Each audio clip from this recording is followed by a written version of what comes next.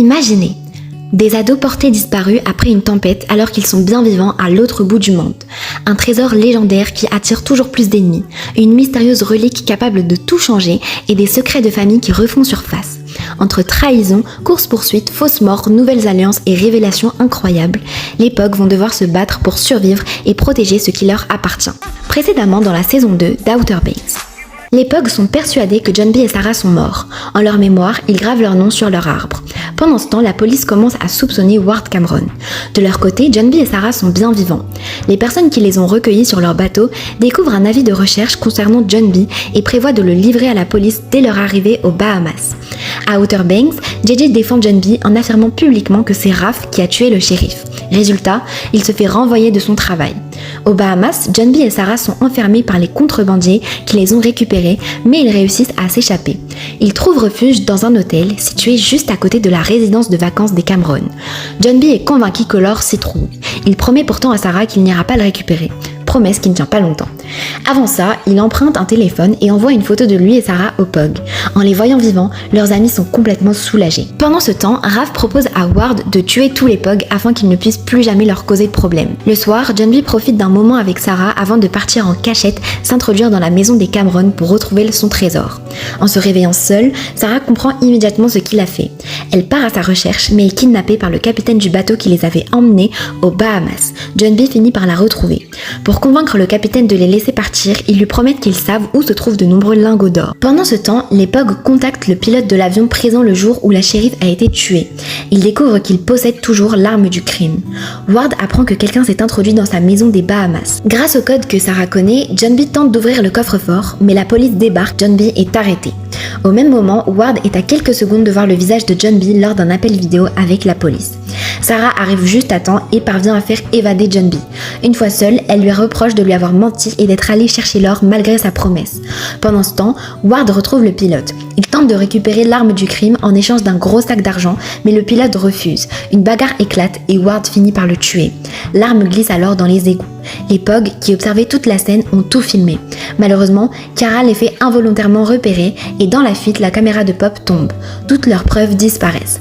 Aux Bahamas, Sarah conclut un accord avec les pêcheurs qui les aident depuis leur arrivée. Les POG préviennent la police de ce qu'ils ont vu, mais personne ne les croit. Ward montre ensuite le corps du pilote à Raph et tous les deux se débarrassent du cadavre. Sarah appelle Wheezy. Elle apprend que Ward prévoit de transférer tout l'or vers une société privée. Avec les contrebandiers, Sarah et John B montent alors un plan pour voler cet or. Pendant ce temps, aussi bien les POG que Raph et le dealer recherchent l'arme du crime dans les égouts. En voyant que Kara est sur le point de la trouver, Ward ouvre volontairement les vannes pour inonder les égouts, même s'il sait qu'elle risque d'y mourir. Heureusement, les garçons réussissent à sortir Kara de là. Elle a retrouvé l'arme. Ils la remettent au nouveau shérif qui leur demande de partir. Lorsqu'il examine le revolver, il comprend qu'il appartient bien à Ward Cameron, mais il décide de cacher cette information pour le moment. Aux Bahamas, Ward et Raph retrouvent enfin tout l'or. Escortés par des policiers armés, ils commencent à le déplacer. C'est à ce moment-là que le plan de Sarah et John B entre en action. Ils réussissent à voler le véhicule qui transporte l'or. Ward et Raph les aperçoivent immédiatement. Ils comprennent alors que John B et Sarah sont toujours vivants. Les deux amoureux réussissent à se cacher, mais Sarah est touchée par une balle tirée par Raph. Sarah est gravement blessée. John B appelle leurs alliés qui leur donnent l'adresse d'un médecin clandestin. Pour payer les soins, John B lui remet son lingot d'or. Pendant ce temps, Pop découvre qu'un descendant du capitaine du Royal Merchant lui aurait envoyé une lettre très importante. Le médecin abandonne Sarah, la croyant condamnée. Désespéré, John B tente lui-même de la réanimer. Après de longues minutes d'angoisse, Sarah finit par se réveiller. Au même moment, Raph affirme sans le moindre remords qu'il ne regrette absolument pas d'avoir tiré sur sa sœur.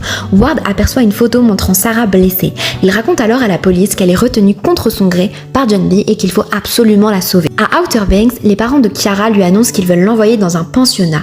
Ils lui disent même que si elle compte continuer à rentrer au milieu de la nuit, autant ne plus rentrer du tout. Malgré sa blessure, Sarah insiste pour rejoindre le bateau afin de récupérer l'or.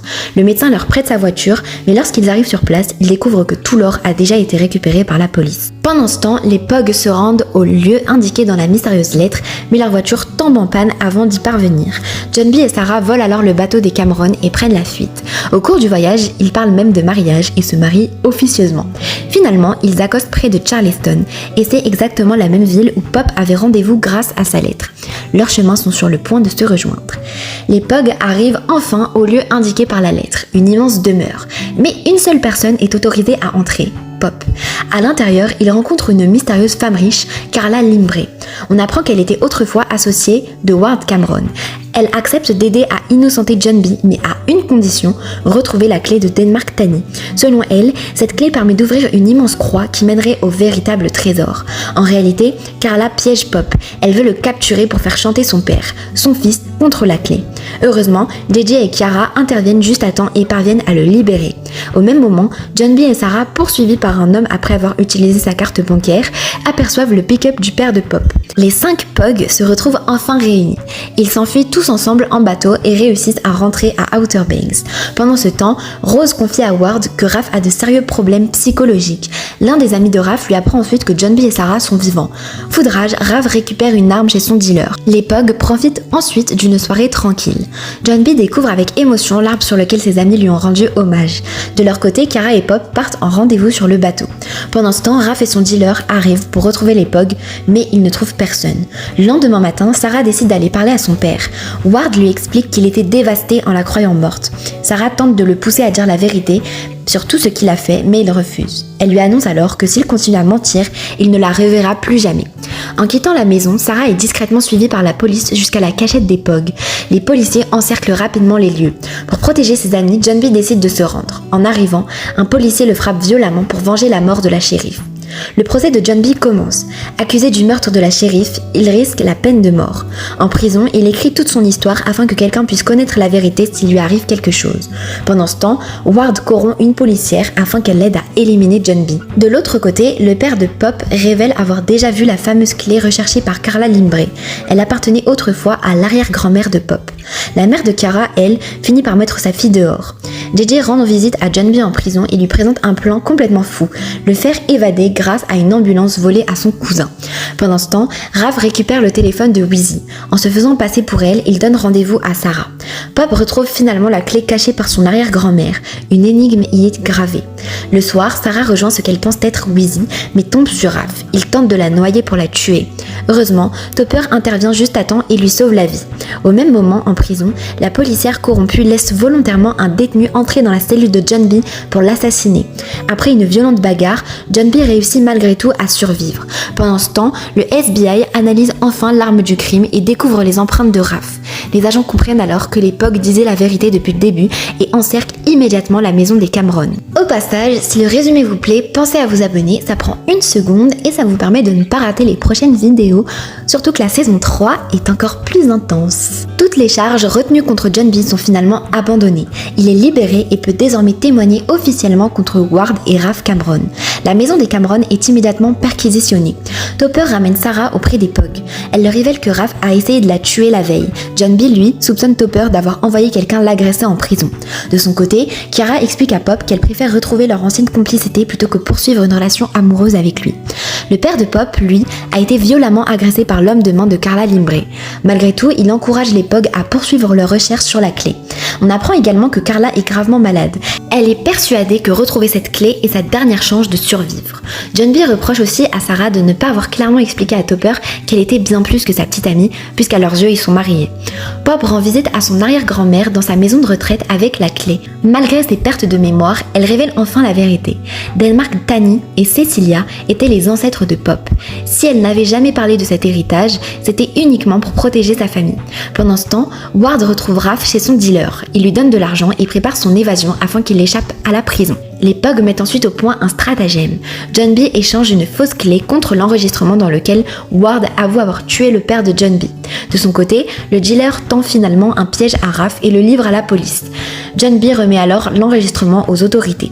Acculé et sur le point d'être arrêté, Ward met en scène son suicide en faisant exploser son bateau. Sarah est anéantie en croyant son père mort, tandis que John B observe l'explosion en silence. Topper reste auprès de Sarah pour la réconforter. Après sa mort supposée, une vidéo préenregistrée de Ward est diffusée.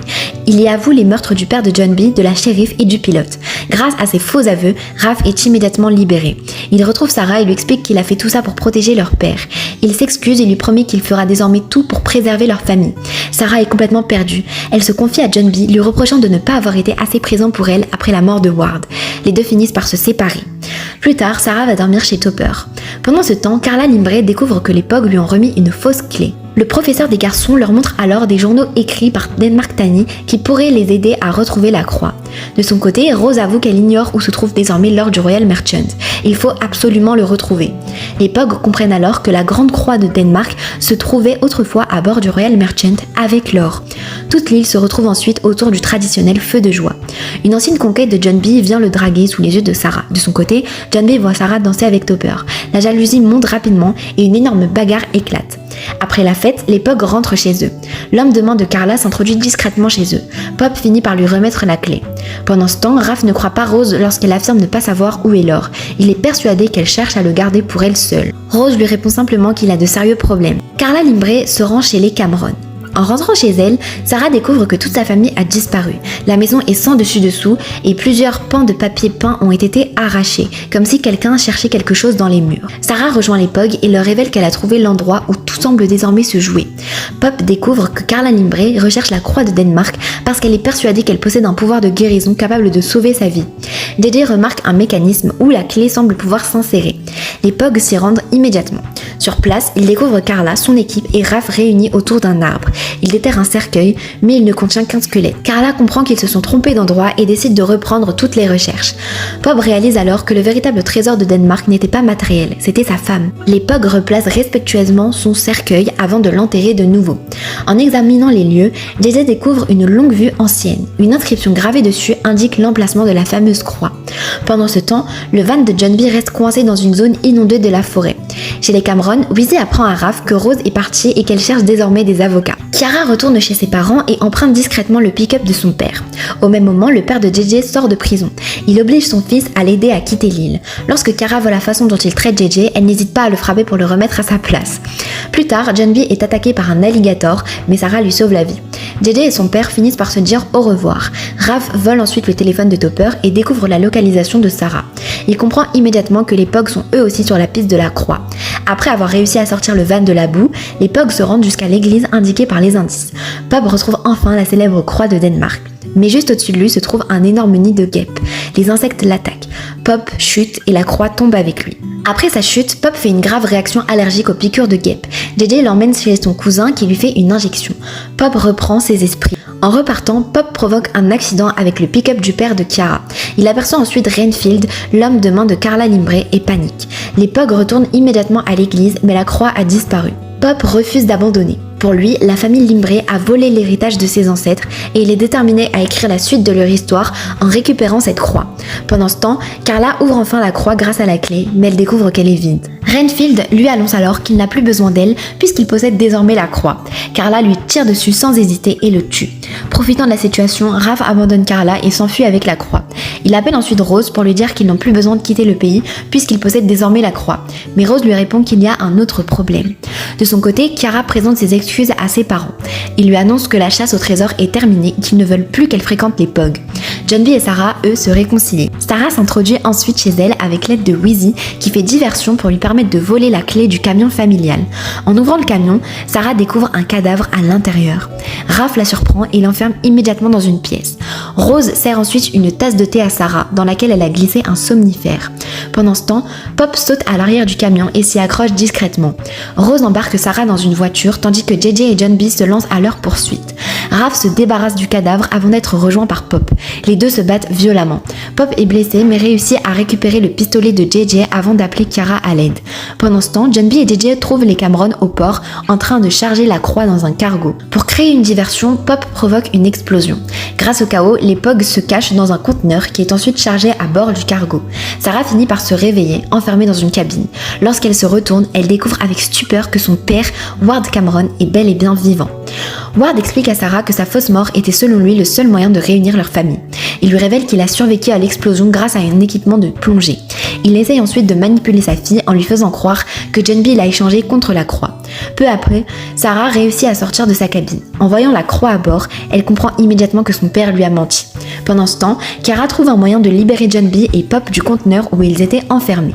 Une jeune femme nommée Cléo tombe sur Pop, le menace et commence à crier. Pour détourner l'attention, John B déclenche l'alarme incendie du bateau.